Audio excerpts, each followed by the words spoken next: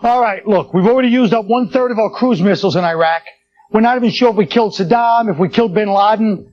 When we get the job done, we got to send somebody over here that can't be killed. 50 Cent. They shot him 9 times outside of his grandmother's house. And I saw him on TV on spring break yesterday. I'm not kidding.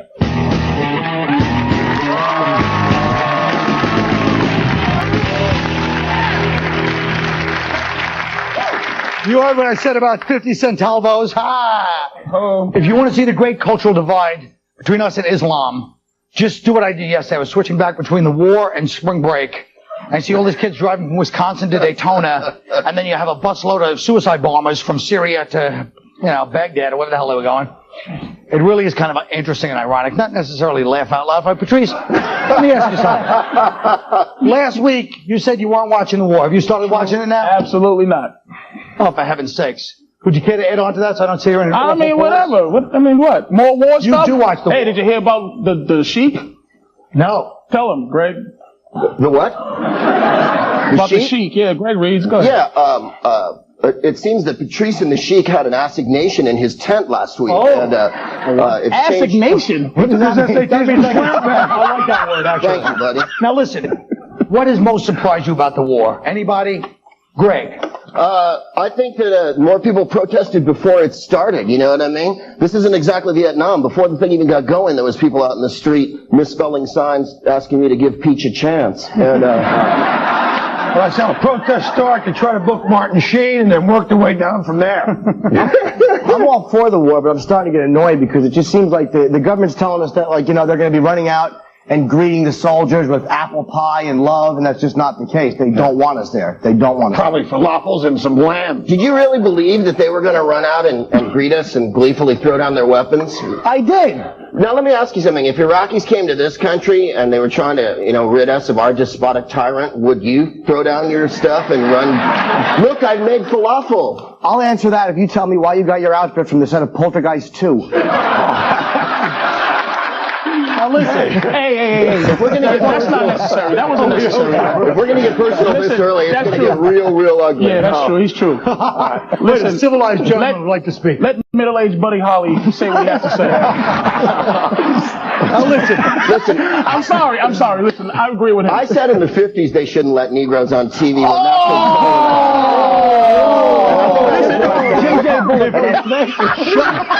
Shut up. All right, you're right. First of all, let me just say this. Here's how polite of this war we're fighting. Today, they dropped in 120 lawyers.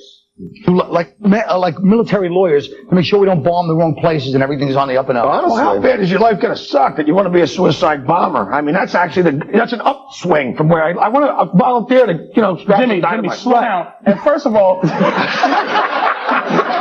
he just asked about lawyers. Then you just asked about what I said they dropped a bunch of suicide. Jimmy, listen to the question. Say it one more time, Colin, would you? I said they just dropped a bunch of lawyers. Not suicide bombers prepared. Listen. That's right. Have a sip of calmness. Jimmy, I did say just let him relax, Colin. Okay, go ahead. If I might say, I'm all for dropping lawyers into any wartime situation. In fact, I think the suicide bombers, if I may pick up Mr. Schubert's topic, should strap lawyers to them. There you go. Lawyers go at the same time. Thanks for the assist. Yeah, thanks for the assist. Here's something I found out. I like this. By mistake, I watched 60 Minutes last night. Yes. And did you have someone explain it to you? T-boned something up. Fantastic. Really got it. Good one, Kevin Bacon's uncle. Now, I learned something about some Ayatollah El-Hakim. Right. Could you reiterate on him? Well, the guy was... I'll give you $22. Well, no, it's the guy that was...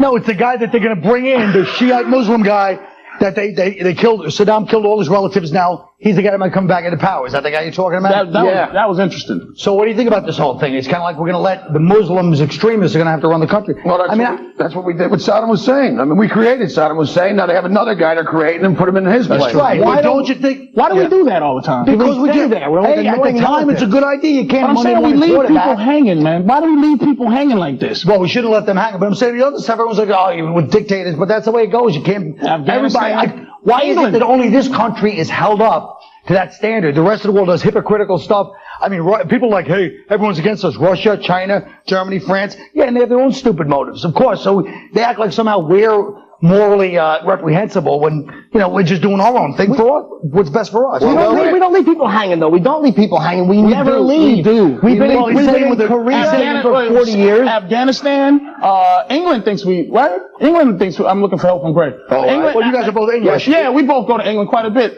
Don't travel. The English think we were late for the war or something like that. We never show up. They're still angry about World War II. Yeah. But they're doing good because Tony Blair really sells it. You have to admit that. Yeah, he sells it better than Bush, I think. And I would have approved of Bush pushing us this way if he'd made the same kind of, because Tony Blair did the "I'm not your friend, I'm your leader" speech, and Bush just kept saying weapons of mass destruction over and over again because he learned that short phrase. And also, they can acquit themselves on their feet, the English leaders, man. You see, if you ever watch them do question time with the Prime Minister and stuff, they have to answer to the Parliament every week. And you don't really see Congress grilling Bush over an open fire that often. He kind of comes out, like today he's speaking to the Coast Guard, which is, of course, a very dangerous, seditious, liberal group to speak to. So he's taking a chance there, man. I wish I had something to interject, but ultimately, what you're saying is his style of a content, but you ultimately think the content of Blair/Bush is correct. I would think that Blair is taking a huge risk because his party can ask him, unlike in this country, his party can ask him to stand down and they can vote him out if they disapprove of what he does. But somehow you're implying that that's a good method because you go, unlike in this country, like you don't like the democratic process, like somehow yes, that's exactly what I'm saying. I'm impugning the democratic process, Colin. Well, you're implying when you This is fantastic. Dueling rednecks. I've never seen. This is brilliant. More. No, I'm not saying that. I'm just saying that he has to actually answer up. And I don't think Bush has had to answer up in 2 years' time, man. That's right. He hasn't had to answer to anybody except himself. What are you kidding me? This whole war is an answer up. In my opinion, it should be like World War II, where FDR would just say, listen, here's the story. Those bombs you heard, we're bombing Germany. You people shut up and mind your business. It's be over in 3 years. Really? You want everybody to shut up and mind their business? Yes. Then why not move to Russia, man? People have to shut up and mind their business. Would you like Colin Powell to come up to you and go, hey, Greg, I saw your act. Here's what you need to do. I watch, I'm a fan. You need to cut this. He doesn't know. You don't know the military. No, you're right there. I don't know the military. That's what I'm saying. The government doesn't know what's best for us, otherwise they wouldn't us over every few years. So you're not with the war, though. You're not for the war. Did you really catch that? Oh my God, I didn't. Perhaps you'll notice over here, Patrice. Wow. I'm sorry. I thought that was an AIDS penicillin. I didn't know what this stuff was. I'm for the. This is why I stopped watching the You news. thought that was a Mercedes thing, didn't you? Yeah, I really did. Or something Jewish. So, all right, look. War never changes. This is the wrap up, by the way, so shut it. Oh, look at that. You guys are really my favorite jail couple. I'm serious. But is that...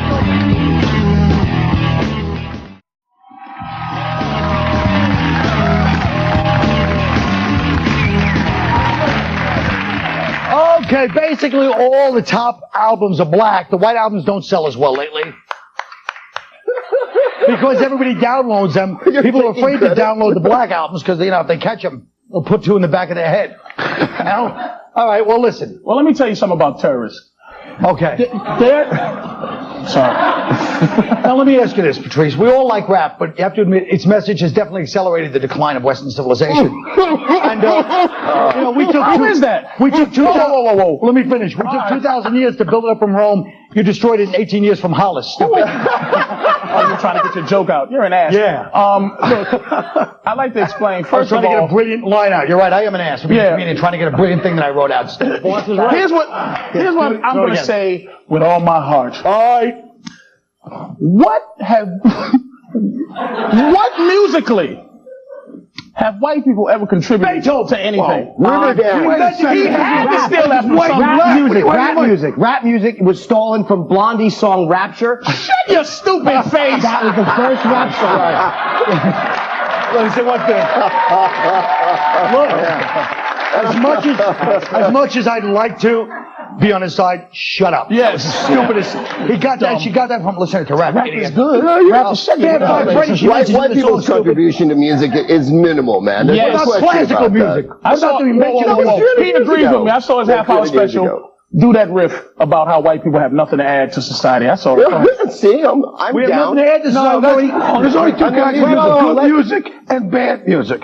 not white and black music. Good music, Yeah. bad music. Unfortunately, you know, the good stuff has become, you know, it's fringe. Like, but there'll always be like, you know, a band like Nirvana come along. As long as Whitey can play guitar, we're still going to be okay. Jimmy, let me ask you something. Did you ever think to yourself, calling Jeff and going, look, my throat's messed up, I'd like to reschedule for next week? Look, you sound worse than I did. Jesus I got problems through my throat too. I got problems too. There's nothing worse than a nervous sore throat. It sounds like a damn Will Shorman cursing us out on the set. Hey, listen. I'm doing the book right now. Can you leave retarded Troy Aikman alone? You made a good point. Retarded Troy Aikman. Jesus Christ.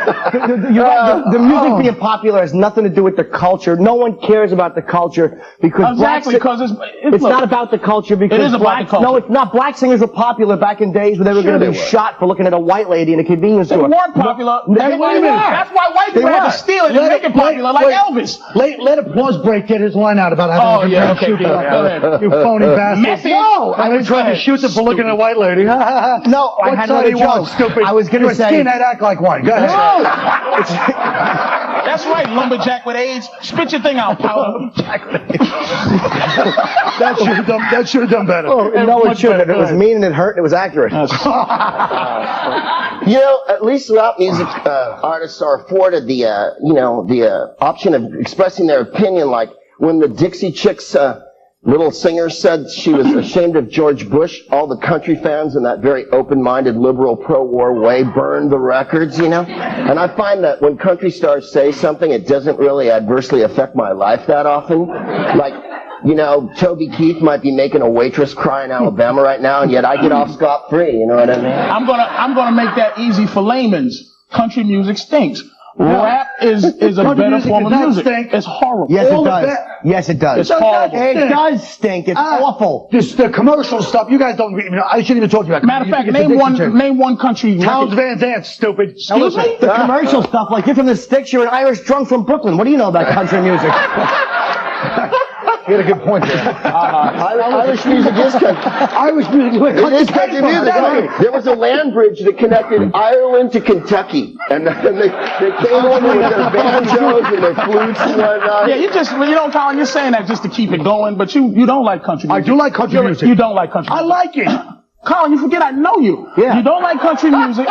And you love rap, and you like to know about rap. You don't like rock and roll. All that like stuff. rock, too. Look, black music is the catalyst. Nobody's is that a good denying word? black Is that music's the right place. word? Fred? Nobody's denying it. It's a catalyst for everything else. Everything else. But according to you, and I know you, black music, anything white people do that is good, we stole from you. Yes. Name one thing that you do naturally. Computers. That was Chinese. Don't laugh. That was either Arab or Chinese. Don't laugh. Basketball was ours. Basketball was yours. That's right. They hijacked it. You let us in. You better keep hockey. They bum rushed it. Nothing? All right. When we come back, we'll check March Madness picks.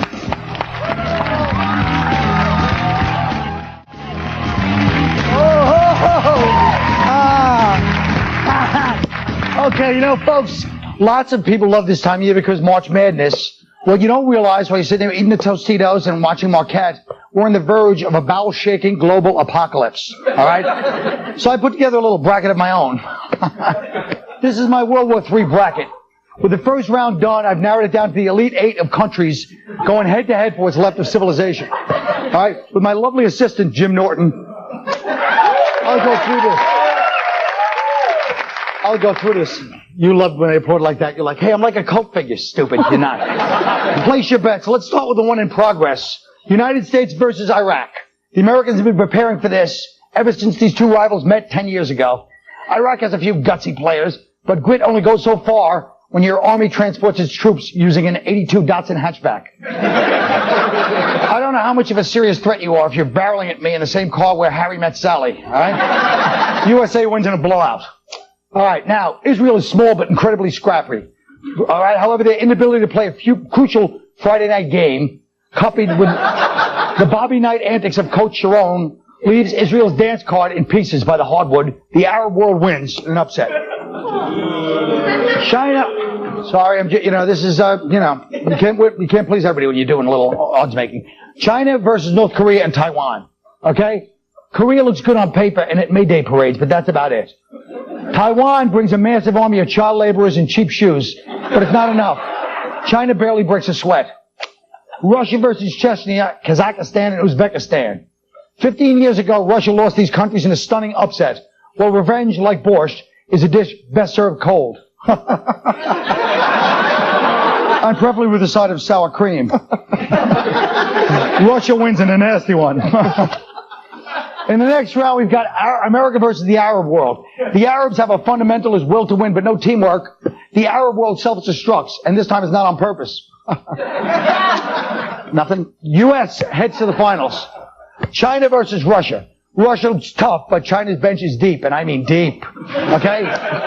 Russia may have history on its side, but it's never faced a billion mop-top communists with a taste for blood and rice, all right? And yet, this time for Russia, China goes to the big dance. And so it comes down to this, China versus the United States. These heavyweights, when they go toe-to-toe, you know some nuclear sparks are going to fly. Now, the Americans, we got the money, we got the technology, and most of our population doesn't still ride a bike after age 12. But don't count China out. These are people who spent 1,000 years building a wall. All right? People in this country won't buy mustard unless it's in a squeeze bottle. So when it comes to Armageddon, anybody can win on any given night. We'll leave this undecided for now. That's the bracket. So you know how this thing works. You work hard, try to pick the winners, and your receptionist wins the whole thing by picking Tajikistan because she liked the color of their uniforms. What can you do? We'll be right back.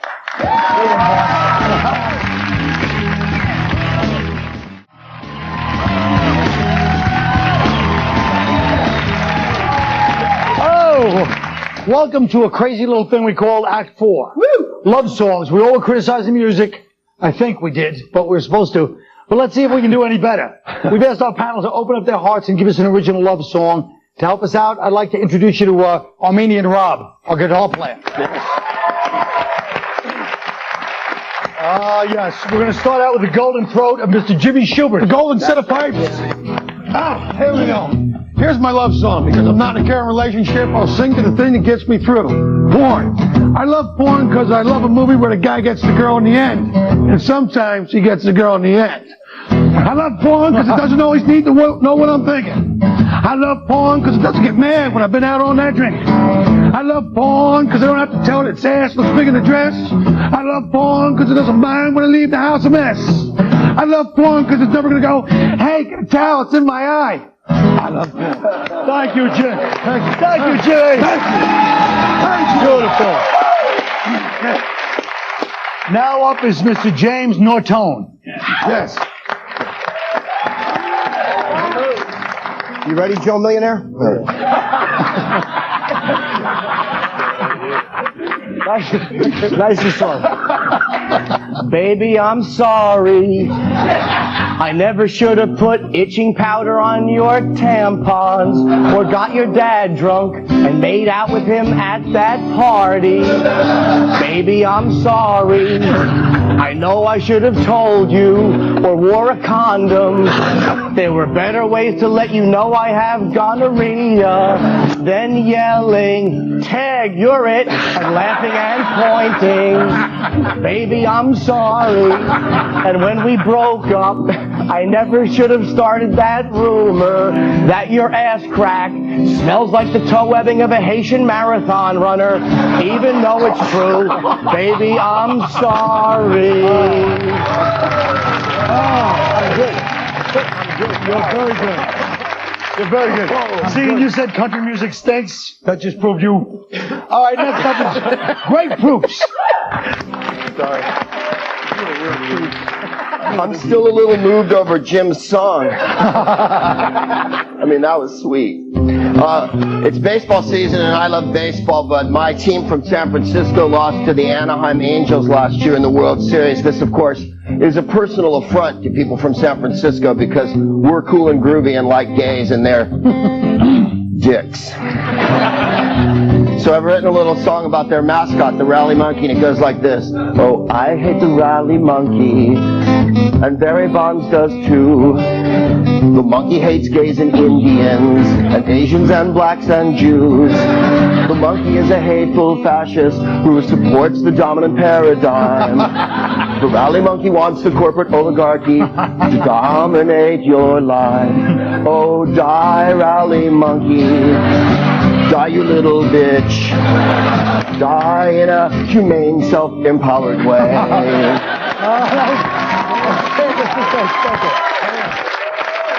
Oh, I could have heard a little dead influence too.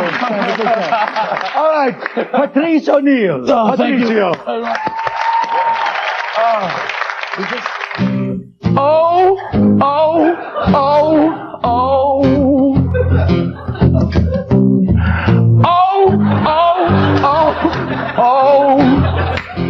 I'm sorry, baby.